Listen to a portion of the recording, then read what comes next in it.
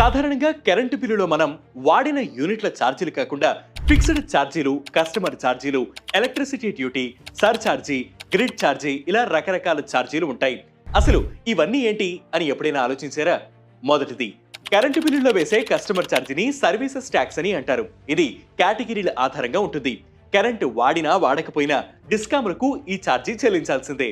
ఇక రెండవది సర్ఛార్జీ. ఇది బిల్లులు ఆలస్యంగా కట్టే వారికి వేసే ఫైన్. బిల్లులు వచ్చిన 15 రోజుల్లోగా చెల్లించకపోతే సర్ఛార్జీ వేస్తారు. రైతులకు దీని నుంచి మినహాయింపు ఉంటుంది.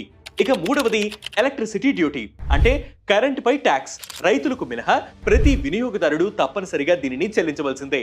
ఈ పన్ను రాష్ట్ర ప్రభుత్వ ఖజానాకు చేరుతుంది. అలాగే బిల్లు ఆలస్యంగా కట్టిన వారి నుంచి ఎలక్ట్రిసిటీ డ్యూటీపై వడ్డీ కూడా వసూలు చేస్తారు. దీన్నే ఇంట్రెస్ట్ ఆన్ ఈడీ అంటారు. ఇక నాలుగవది గ్రిడ్ ఛార్జీ. ఇంట్లో సోలార్ నెట్ మీటరింగ్ పెట్టుకునే వారి నుంచి ఈ ఛార్జీని వసూలు చేస్తారు. ఇక ఐదవది FPPCA charges, fuel power purchase cost adjustment charge.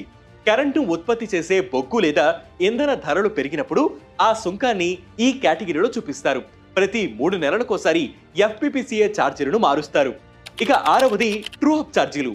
విద్యుత్ సిబ్బందికి ఇచ్చే జీతాలు, నష్టాలు, బొగ్గు కొనుగోలుతో పాటు ఇతర అవసరాల కోసం చేసే ఖర్చులకు ఈఆర్సీ ఆమోదం తెలుపుతుంది. ఆ ఖర్చు అంచనాలకు మించి ఉంటే ఆ వ్యయాన్ని ట్రూ అప్ ఛార్జీల పేరుతో వినియోగదారుల నుంచి వసూలు చేస్తారు.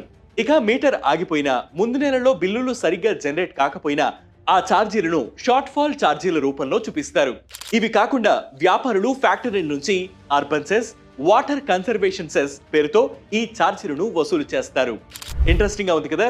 ఇలాంటి ఇంట్రెస్టింగ్ వీడియోస్ కోసం ప్రతిరోజు వెట్ న్యూస్ యాప్ ని ఫాలో అవ్వండి. వెట్ news Telugu YouTube channel subscribe చేయండి.